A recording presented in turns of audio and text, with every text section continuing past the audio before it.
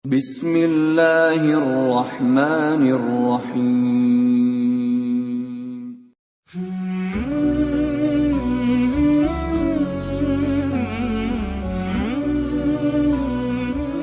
Saya memiliki harapan yang sangat tinggi. InsyaAllah Indonesia, sepanjang apapun kegelapan, sepanjang apapun kegelapan kezaliman, sepanjang apapun kehilangan keadilan, InsyaAllah akan datang satu saat terbitnya matahari adil. Dan InsyaAllah Indonesia akan menjadi negara Al-Quran. Saya bisa meyakinkan gitu karena saya telah merasakan bagaimana di Turki.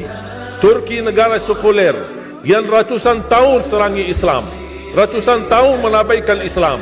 Tidak boleh kumandangkan azan dalam bahasa Arab, tidak boleh ada rumah tahfiz, tidak boleh ada pesantren, tidak boleh belajar agama, tidak diberikan anak-anak kita bisa belajar dengan sendirinya Al-Quran. Semuanya dilarang dengan keras, bahkan terancam orang-orang yang melanggar aturan itu. Allah Subhanahu wa ta'ala melahirkan seorang presiden yang bisa membaca Al-Quran. Coba buka di YouTube bacaan Erdogan bagaimana. Itu dilahirkan dari negara sekuler.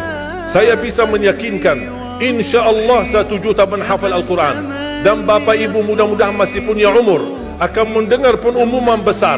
Imam besar salat Idul Fitri dan Idul Adha sekaligus khatib adalah Presiden Republik Indonesia menghafal Al-Quran. Itu yang saya yakini. Dan saya tidak pernah merasa lelah. Dan saya selalu berkata sama istri, kalau saya mati itu pun karena saya bersama Al-Quran. Wallahi jamaah sekalian, yang bersama Al-Quran tidak akan merugi. Berkah rizkinya, berkah umurnya, terjamin kebahagiaan. Allah Subhanahu wa ta'ala hanya minta satu, berkenan bersama Al-Quran di dunia. Apa yang kita dapat? Apa yang akan dibalas?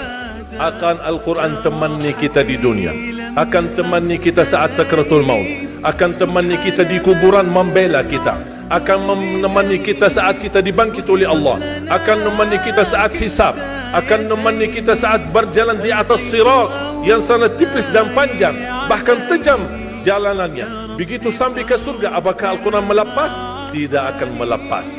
Al-Quran masih berkenan, padahal kita hanya cuma sekali berteman sama Al-Quran di dunia.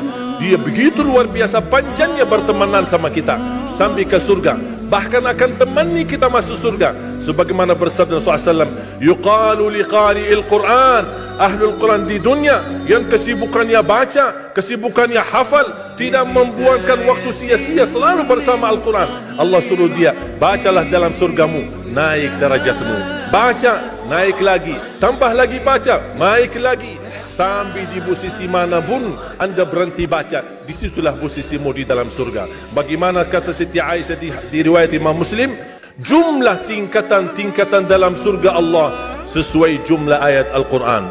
Oleh karena itu tidak ada yang lebih tinggi di dalam surga Allah daripada Ahlul Quran. Cukuplah bahagia Ahlul Quran ketika di hari kiamat dipanggil. Semua manusia dibangkitkan oleh Allah. Malaikat memberikan pengumuman, mana Ahlul Quran? Berdiri, rapat, berdekatan. Mereka maju, mau bawa kami ke mana?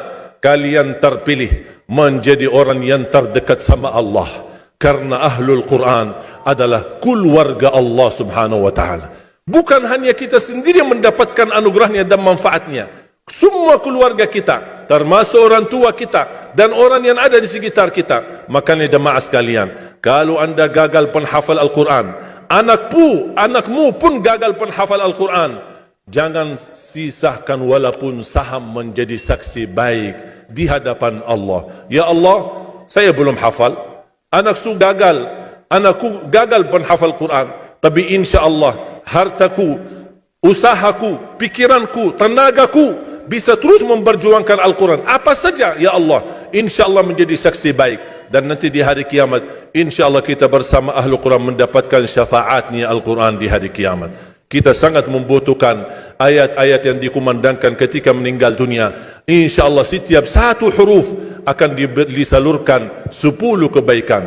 Mudah-mudahan semua yang hadir diberikan kemuliaan dan keanugerah dari Allah menjadi Ahlul Quran, penghafal Al-Quran, penghayati Al-Quran, para pencinta Al-Quran, berakhlak-akhlakul Quran, Ya Allah, aku mohon atas izin-Mu ya Allah, kami bersama-sama bertemu di masjid ini. Berilah kepada kami kemuliaan bersama-sama bersama Ahlul Quran di dalam surga-Mu ya Allah, ya Dzal Jalal wal Ikram, ya Arhamar Rahimin, ya Arhamar Rahimin. Anugerahlah kepada kami anak dan keturunan penghafal Al-Quran, anak dan cucu penghafal Al-Quran yang mampu menjaga nama baik keluarga kami, yang mampu membanggakan kami di hadapan-Mu hari kiamat, yang mampu menghadiahkan mahkota untuk kedua orang tua kami.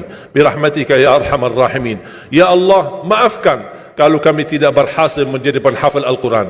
Tapi ya Allah, kami kurbankan nyawa kami, harta kami, usia kami, tenaga kami, pemikiran kami, ilmu kami untuk Al-Quran, agar Indonesia ke depan menjadi negara Al-Quran, agar Indonesia menjadi contoh terbaik untuk mata dunia, agar bisa kita melahirkan. Karena saya meyakinkan ya Allah, dan kami semua meyakinkan, terjamin masa depan Indonesia baldatun tayyibatun wa rabbun ghafur kalau selalu bersama Al-Quran. اغفر لنا ولوالدينا ولجميع المسلمين والمسلمات والمؤمنين والمؤمنات الأحياء منهم والأموات. ربنا آتنا في الدنيا حسنة وفي الآخرة حسنة وقنا عذاب النار. وصلى الله على سيدنا ونبينا محمد وعلى آله وصحبه وبارك وسلم والحمد لله رب العالمين. سبحانك اللهم وبحمدك.